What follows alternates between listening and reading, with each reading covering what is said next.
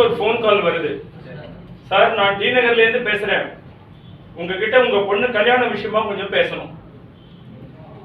அதுக்கு அந்த பொண்ணோட அப்பா சொல்றாரு, நீங்க என் பொண்ணு கல்யாண விஷயமா பேசுறதுக்கு முன்னால நாங்க எங்க பொண்ணுக்கு எப்படிப்பட்ட வரனா பாக்குறோம்னு சொல்றோம், அப்புறம் நீங்க பேசுங்கன்றாரு. போன் பண்ணவர் சொல்றாரு, சார் கொஞ்சம் பொறுங்க, நான் என்ன சொல்ல வரேன்னா, பொண்ணோட அப்பா பேசவே விடல, நீங்க ஒன்னும் சொல்ல வேணாம், நான் சொல்றத முதல்ல கேளுங்க, பிறகு நீங்க சொல்லுங்க. சரி, முதல்ல நீங்க என்ன சொல்லணும்னு சொல்லுங்க, அப்புறம் நான் சொல்றேன் அப்படின்னாரு. பண்ணவர் போய் எரிச்சல் ஆயிட்டாரு. பொண்ணோட அப்பா சொன்னாரு, நாங்க எங்க பொண்ணுக்கு 6, 5, 4, 3, 2, 1 இருக்கிற பையனா பாக்குறோம் அப்படின்னாரு. போன் பண்ணதுக்கு ஒண்ணுமே புரியல. அது என்னங்க 6, 5, 4, 3, 2, 1 அப்படின்னா என்ன? இவர் சொன்னாரு, 6, 5, 4, 3, 2, 1ங்கிறது என்னன்னா அப்படின்னு ஆரம்பிச்சாரு. 6னா பையன் 6 டிஜிட்ல சம்பளம் வாங்கணும், அதாவது குறைஞ்சபட்சம் மாசம் 1 லட்சம் சம்பாதிக்கணும். 5னா பொண்ணுக்கு நிச்சயதார்த்தத்தின் போது 5 லட்சத்துல வைர நெக்லஸ் போடணும். 4னா 4 சக்கரம் உள்ள கார் 4 வீலர் பையன் பேர்ல வச்சிருக்கணும்.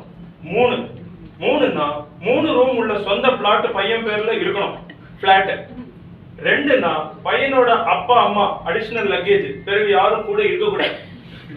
1னா கல்யாணத்துக்கு பிறகு என் பொண்ணு ஒரு குழந்தைதான் பெத்துப்பா, அதுவும் அவ விருப்பப்படும் போதுதான். அப்புறம் எங்களுக்கு எப்படி பையனை பிடிச்சதுன்னா, நீங்க பையனோட சேலரி சர்டிபிகேட் கொடுக்கணும், வைர நெக்லஸ் போடுறதுக்கு தகுதி இருக்கான்னு தெரிஞ்சுக்கிறதுக்கு டாக்குமெண்டரி ப்ரூஃப், பையனோட பேங்க் ஸ்டேட்மெண்ட் வேணும், பையன் பேர்ல இருக்கிற காரோட ஆர்சி சர்டிபிகேட், பிளாட்டோட ப்ராப்பர்ட்டி டாக்குமெண்ட்ஸ் காப்பி வேணும். மேலே சொன்ன விஷயங்கள் எல்லாம் உங்க பொண்ணுக்கு தன்னுடைய கல்யாணத்திற்கு போட்ட கண்டிஷன்களா? அப்ப அவர் சொல்றாரு, என் பொண்ணு சின்ன பொண்ணு சார், அவளுக்கு இதெல்லாம் தெரியாது, ரொம்ப வெகுளியா பழகுவா சார், இதெல்லாம் நாங்க போடுற கண்டிஷன்கள். ஒரே பொண்ணு ரொம்ப செல்லம் கொடுத்து வளர்த்திருக்கிறோம், புகுந்த வீட்டுல போய் கஷ்டப்படக்கூடாது என்பதற்காக நாங்க போடுற கண்டிஷன்கள் தான் இது. மேலும் அவளுக்கு வாசல் தெளித்து கோலம் போட தெரியாது, சமையல் பண்ண தெரியாது, லீவு நாளுன்னா 10 மணிக்கு தான் எழுந்துப்பா, புடவை கட்டிக்க தெரியாது, அதனால விசேஷங்களுக்கு சுடிதார் தான் போட்டுப்பா. அப்புறம் இன்னொரு விஷயம், என் பொண்ணு சுயமரியாதைக்காரி, யார் காலையிலையும் விழுந்து கும்பிட மாட்டா. இதுக்கெல்லாம் நீங்க ஓகேன்னு சொன்னா மேற்கொண்டு என் பொண்ணு கல்யாண விஷயமா என் மனைவி உங்ககிட்ட பேசுவா.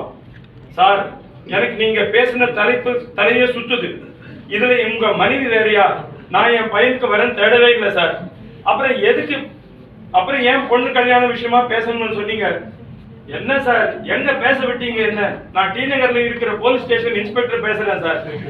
உங்க பொண்ணு இன்னைக்கு உங்க தெருவில் இருக்கிற மெக்கானிக் ஷாப் பக்கத்துல இருக்கிற ஒரு பையனை காதலிச்சு இருக்கிற கோயில்ல கல்யாணம் பண்ணிட்டு ஸ்டேஷனுக்கு வந்திருக்கிறான்.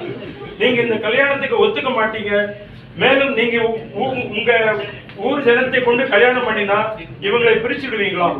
அதனால அவங்க குடும்பம் நடத்துறதுக்கு போலீஸ் ஸ்டேஷன்ல ப்ரொடெக்ஷன் கேட்டு ப்ரொடெக்ஷன் வேணும்னு வந்திருக்காங்க சார்.